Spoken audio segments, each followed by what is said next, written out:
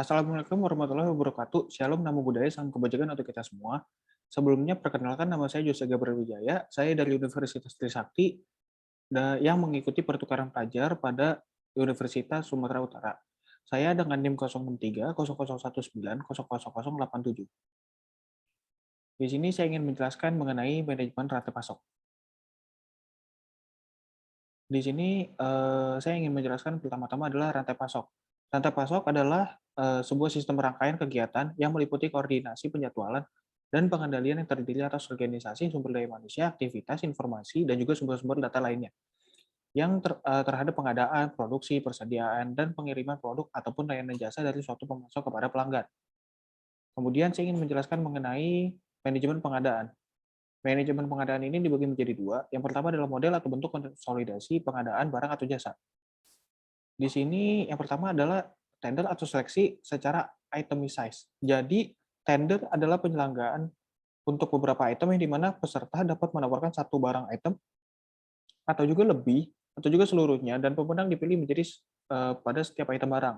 Jadi misalkan adalah pada suatu pabrik A ingin melaksanakan tender untuk pompa hidran. Nah, dari pompa hidran itu kalau misalkan secara itemized adalah jadi penggunaan dari pompa hidran itu dari pompanya, mesinnya, sampai ke instalasinya itu semuanya hanya boleh diambil oleh satu perusahaan.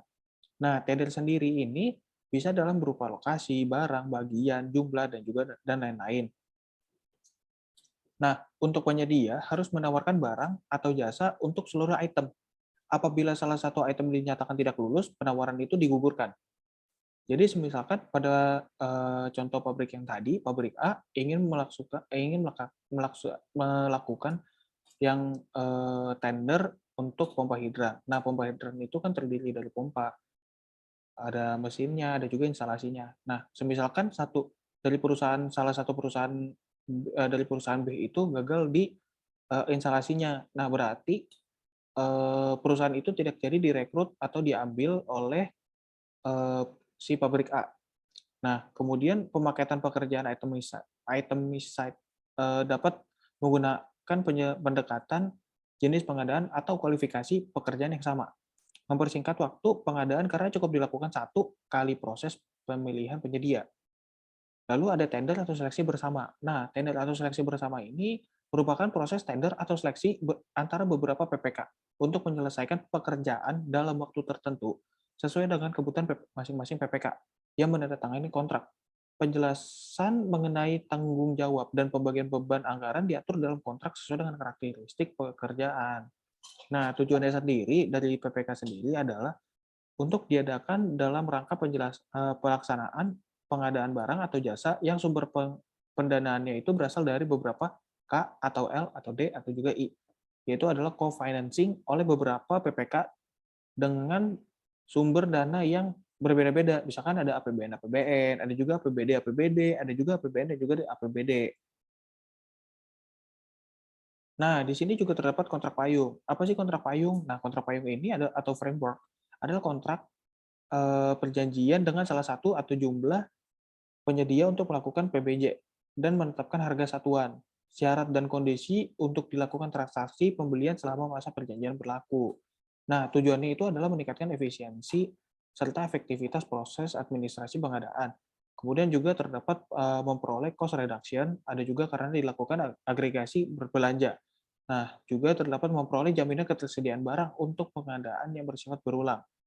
Nah, kriterianya ini apa sih? Nah, kriterianya adalah barang atau jasa sudah standar. Kemudian waktu ataupun jumlah barang atau jasa yang diperlukan tidak dapat dipastikan.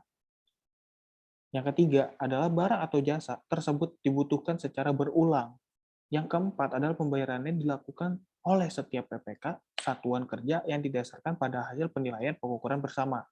Nah, contohnya ini adalah ketika satu perusahaan ingin ada pemasok untuk keterampilan alat tulisnya karyawan. Nah, di sini jadi bisa aja untuk bolpen itu dari perusahaan B, terus kalau misalkan untuk penggarisnya atau pokoknya untuk penggarisnya atau dari pensilnya itu dari perusahaan C gitu. Jadi tidak terpatok pada satu perusahaan yang sama, tapi bisa dari beberapa perusahaan bekerja secara sekaligus.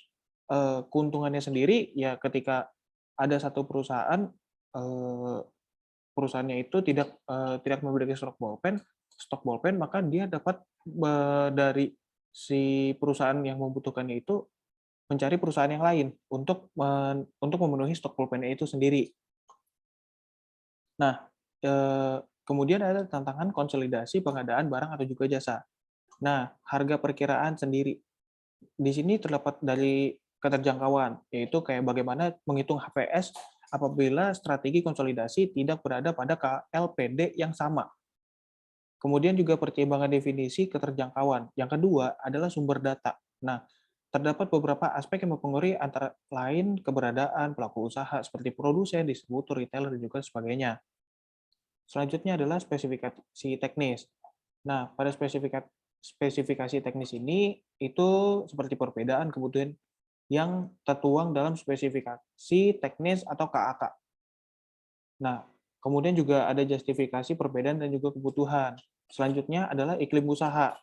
Iklim usaha sendiri itu mencakup seperti nilai konsolidasi, paket pengadaan, sebaran pelaku usaha, jenis pasar, kondisi pasar, kapasitas pelaku usaha, dan juga jumlah pelaku usaha.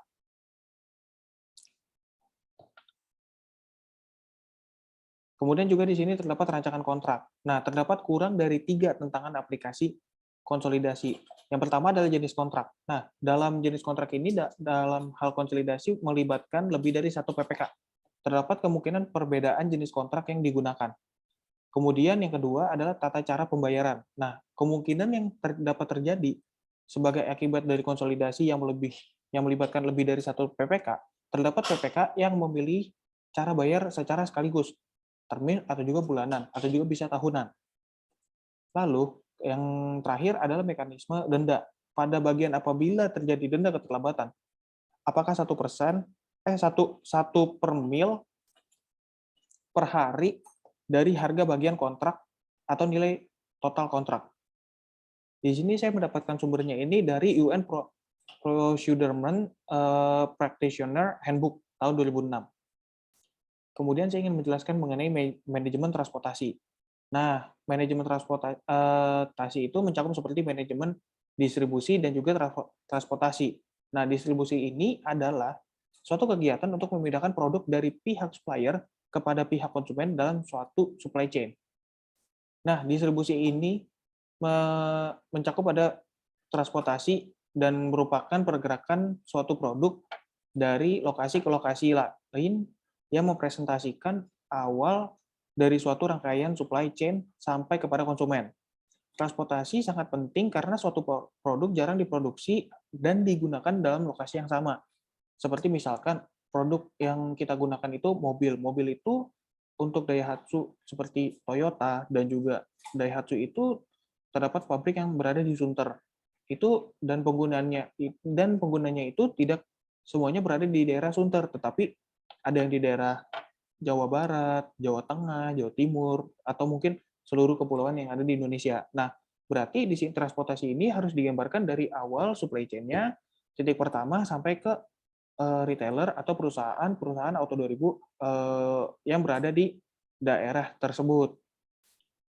Kemudian manajemen transportasi dan distribusi merupakan pengelolaan terhadap kegiatan untuk pergerakan suatu produk dari lokasi ke lokasi lain, di mana pergerakan tersebut biasanya membentuk atau menghasilkan suatu jaringan.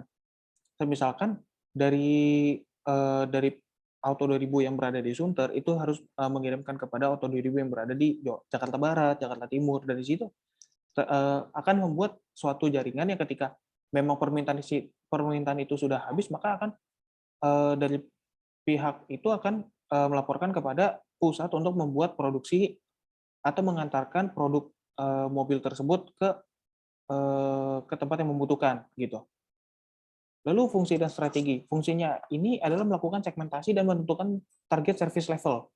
Jadi misalkan untuk di daerah Jakarta itu minat mobilnya itu adalah sekelas Innova ke atas, atau ketika untuk di Jawa Timur karena memang medannya lebih berat, jadi membutuhkan untuk mobil segmentasi yang seperti hardtop dan sebagainya. Kemudian untuk menentukan mode transportasi yang akan digunakan, seperti misalkan untuk pengiriman dari sini, dari Jakarta ke Jawa Tengah. Nah, itu membutuhkan mobil dengan muatan berapa, truk untuk muatan berapa, untuk mengantarkan mobil-mobil tersebut, gitu. Lalu melakukan konsolidasi informasi dan juga pengiriman.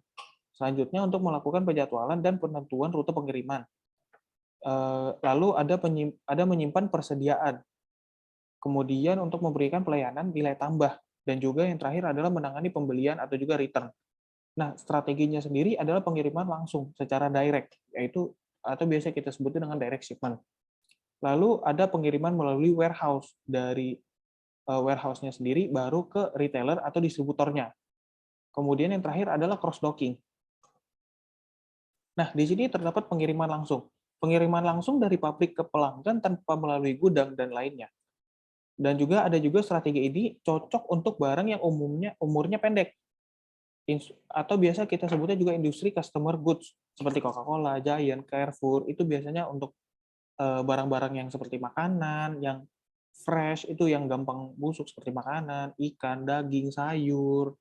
Nah, kelebihannya itu adalah biaya lebih murah karena tidak membutuhkan gudang. Nah, dan juga penyekatan dan juga waktu kirim dari pabrik ke pelanggan itu, dan pengurangan inventory supply chain.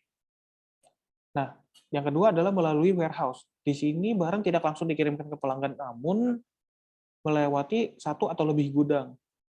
Cocok untuk produk yang memiliki umur panjang dan juga produk dengan ketidakpastian demand. Contohnya adalah seperti untuk pembuatan meja kayu atau pembuatan kursi-kursi kayu, kasur, itu kan demand-nya itu tidak selalu tinggi dan juga tidak selalu rendah. Itu kan tergantung kebutuhan dan juga selera orang masing-masing. Kemudian di sini juga ada kekurangannya. Nah, kekurangannya itu barang akan lebih lama sampai. Yang kedua adalah tingkat kerusakan itu yang lebih tinggi karena sering melakukan loading unloading barang. Lalu yang terakhir adalah cross docking. Nah, cross docking ini produk akan mengalir melalui fasilitas-fasilitas cross dock yang berada antara pabrik dan juga pelanggan. Keunggulannya sendiri adalah pengiriman yang cepat dan tetap bisa mencapai economies of transportation yang baik. Inventory di supply chain tidak setinggi warehouse. Tapi kelemahannya ini adalah kebutuhan investasi, sistem yang tinggi untuk visibilitas, informasi, dan juga koordinasi antara pabrik dan juga pelanggan. Di sini saya ingin menjelaskan mengenai macam-macam model distribusi, yaitu ada intensive distribution, ada selective distribution, ada juga exclusive distribution. Nah, keunggulan dan kelemahannya apa sih? Nah, dari sudut pandang pengirimnya itu, biaya-biaya yang terlibat itu transportasi, biaya beli, biaya sewa, itu lebih murah. Kemudian biaya operasional tetap, jadi biaya terminal, bandara itu tidak cenderung naik lebih tinggi dan juga lebih rendah gitu. Lalu ada biaya operasional variabel, itu biasanya itu biaya bahan bakarnya. Kemudian ada biaya lain seperti overhead, atau biasanya disebutnya dengan biaya overhead. Lalu dari sisi shippernya, ongkos yang timbul pada supply chain. Itu ada juga biaya transportasi, biaya persediaan, biaya loading unloading, biaya fasilitas, tingkat service level, ketidakpastian waktu pengiriman. Kemudian saya ingin menjelaskan mengenai bullwhip effect. Nah, bullwhip effect itu adalah fenomena saluran distribusi di mana perkiraan permintaan menghasilkan inefisiensi rantai pasokan. Ini mengacu pada peningkatan ayunan dalam inventaris sebagai respon terhadap pergeseran permintaan konsumen saat seorang bergerak lebih jauh ke atas rantai pasokan. Nah, di sini ada contoh studi kasus. Suatu kendala yang masih sering kita jumpai dalam sistem distribusi produk adalah adanya fenomena bulk effect, yaitu adanya simpanan yang jauh antara persediaan yang ada dengan permintaan. Hal ini disebabkan oleh kesalahan interpretasi data permintaan di tiap rantai distribusi. Hal itu juga dapat dialami oleh CV Tirta Mekar Jaya yang memproduksi air minum dengan merek Aksogi dalam kemasan galon 19 liter dan kemasan botol kecil yaitu 500 ml. Adapun tujuan penelitian ini untuk mengetahui besarnya amplifikasi permintaan bullwhip effect dan meminimalisir terjadinya bullwhip effect di dalam kontribusi perusahaan Aksogi wilayah Surakarta. Data yang digunakan dalam permintaan adalah penelitian adalah data permintaan dan penjualan di masing-masing retail. Pengolahan data dilakukan dengan menghitung nilai amplifikasi permintaan, Bullseye effect, pada masing-masing retail. Sedangkan untuk perbaikan dilakukan peramalan permintaan dan perhitungan kembali nilai amplifikasi permintaan. Hasil perhitungan menunjukkan untuk produk kemasan 19 liter terjadi Bullseye effect pada retail Yoga Sofyan, yaitu 1,0156. Lalu Agus Suprapto 1,3519, yang terakhir adalah selanjutnya adalah Cipto Waluyo 1,2479, lalu ada Anik Solihati yaitu dengan 1,2144, selanjutnya ada Slamet Suharno dengan 1,0140, lalu ada Satna Nopida 1,0463, ada Asri Sadianti 1,1298, ada juga ADD Mustaqim 1,0256, ada juga Pekusuma W dengan 1,0570. Untuk produk kemasan 500 ml terjadi Bullseye effect pada retail Kurniawan C, yaitu 1,0328, Agus Suprapto 1,0348, Cipto Waluyo 1,0279, Tintin Murtini 1,0291, ADD Mustaqim 1,0286, ada Wiono dengan nilai Bullseye effect-nya itu adalah 1,0321. Nilai tersebut di atas parameter yaitu 1,0056. Hasil peramalan dan perhitungan kembali nilai amplifikasi permintaan Bullseye effect untuk produk kemasan 19 liter didapatkan hasil retail Yoga Sofyan Anwar dengan 0,0330,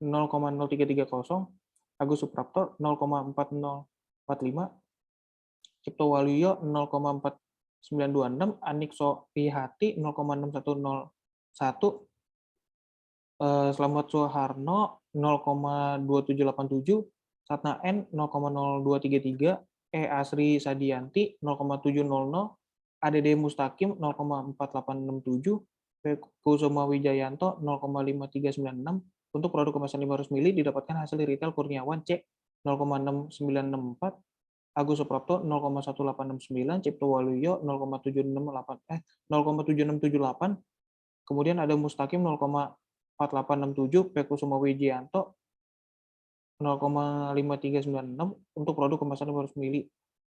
Ada juga Titin Murtini 0,0622, ADD Mustaqim 0,1114, Wiono 0,1256, dan nilai tersebut di bawah parameter yaitu 1,0056.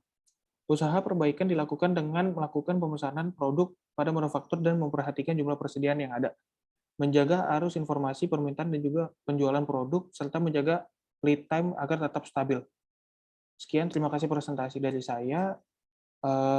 Saya izin meminta maaf ketika memang ada kekurangan pada saya ingin mengucapkan terima kasih dan meminta maaf apabila ada kesalahan pada presentasi saya kali ini. Sekian, terima kasih. Wassalamualaikum warahmatullahi wabarakatuh.